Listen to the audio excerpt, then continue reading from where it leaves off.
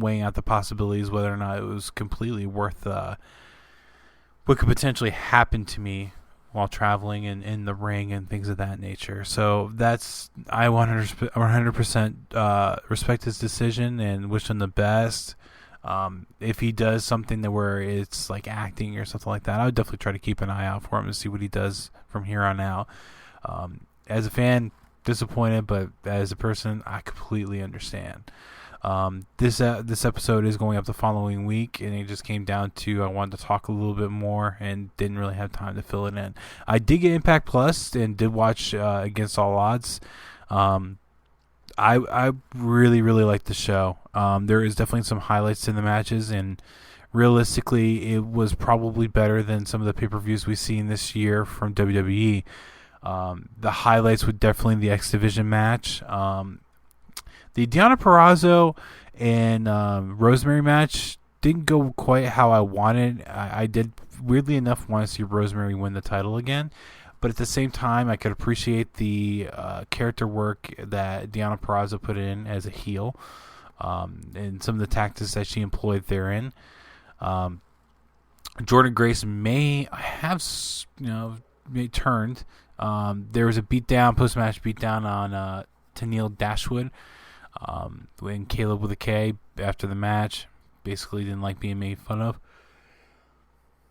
Then you had the Kenny Omega and Moose match that they definitely put on a clinic. You saw Sami Callihan show up for the match. You could kind of tell they were taped after a Dynamite.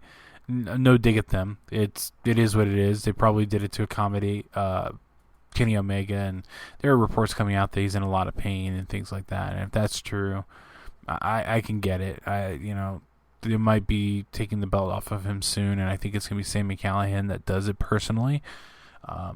Not to take anything away from Moose, because Moose is very, very impressive, and honestly, I would have been perfectly fine with him taking the title off of Omega already. But I do think the AEW one's probably going to be the first one to go. I don't think it's going to be Jungle Boy, but I do think it's coming. It might be Jungle Boy down the line. I just don't think it's right now. But that match was very, very entertaining, even though the Bucks interfered. There was a tag match with the Good Brothers and Violent by Design that was pretty good. The Joe Doring match with the guy from New Japan, I'm blanking on his name, was a pretty good one. The overall, it was a pretty good card. I'd probably give it about a B+ in terms of grading. There's things that were better about certain shows that have happened the year between AEW and WWE. But it's one of those where I think if Impact was able to get the fan base that AEW and WWE was able to pull in, being on what channels that they're on, I think Impact would be more in a respected era of their company tenure. They have a lot of negative press to kind of shake off from the times that were under Dixie Carter and a couple other things that are very questionable in the 2010s. And I'll be honest, I was there to watch it. I witnessed it myself. There's things I really liked about that Impact, and there's things that I like about this one. They have a lot of young talent.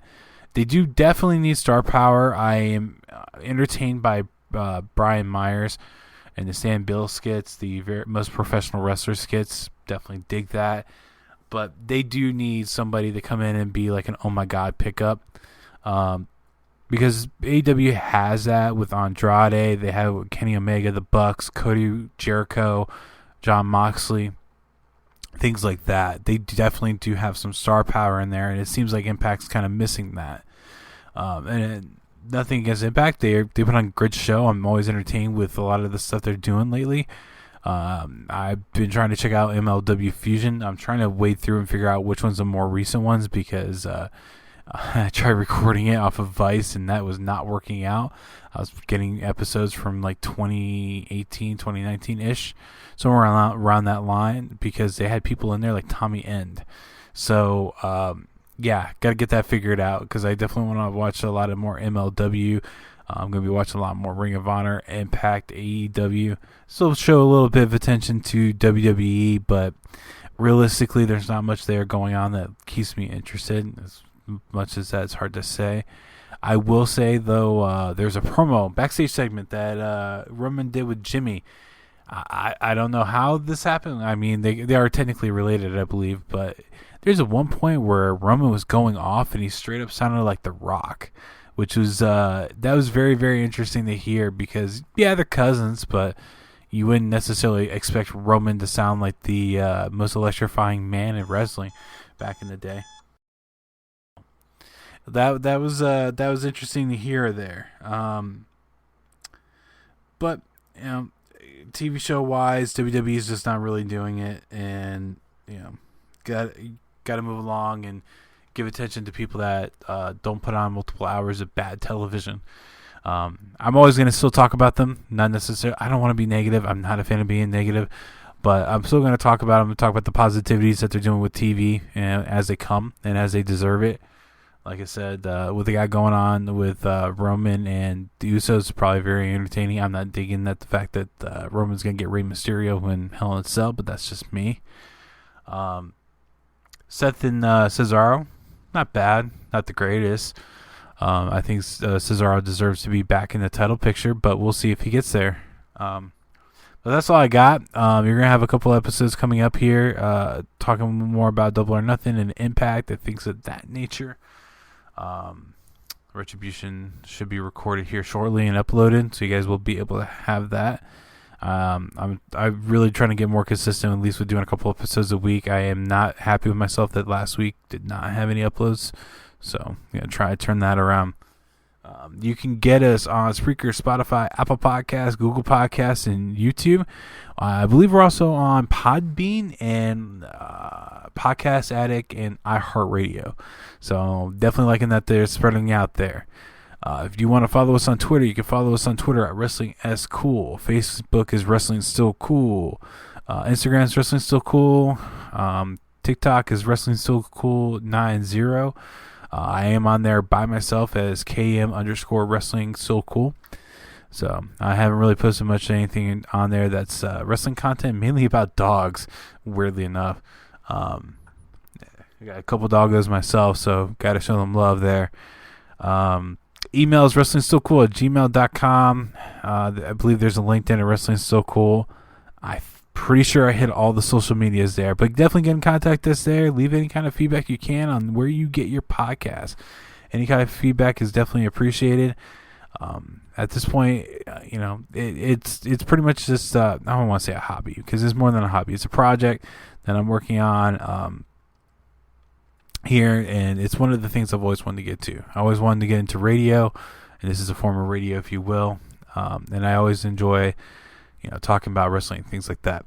Oh, this weekend, there's also NXT Takeover in Your House that's being. Well, actually, I went on about probably an hour ago. I'm gonna check out that, and if it's anything worth talking about, I will definitely record for it. I know Shotzi Blackheart and Ember Moon had a tag match to try and get the NXT Women's titles, and I think there was like a 5-way for the NXT title. So either way, I'll check that out. If it's anything pretty good, I'll talk about it. At least give it some sort of feedback on it. The other thing that went on this weekend, is still going on, is E3, the electronics convention, more so related to video game. I thought about doing an episode called Video Games Still Cool, talking about what's going on in E3. I did see some reports there. Definitely interested in some stuff that's coming out from some of the companies. So when I make a final decision on that one, if I decide to do an episode, it will be the 16th. I'll record it because I'm pretty sure E3 runs through the 15th at like 11 p.m. If I remember correctly, Pacific time, which is like 2 a.m. my time. That's not happening. I'm not going to record something at 2 a.m. So the following day, I'll record it and talk about it. I think that because wrestling and video games are two fandoms that seem to intertwine a little bit more, like with Austin Creed's Up, Down, Down going to G4, things like that. A lot of the guys play video games that are wrestlers and whatnot. That's some of the stuff that they do in the back. I think it's worth to talk about. There's probably some announcements there that are worth your guys' attention. I don't think there's anything going to be necessarily wrestling related, but either way, it would be something to talk about. I thank you for your time, guys. I hope you enjoy your week. It's been nice getting back to you guys. Anyway, be good. Have a good one.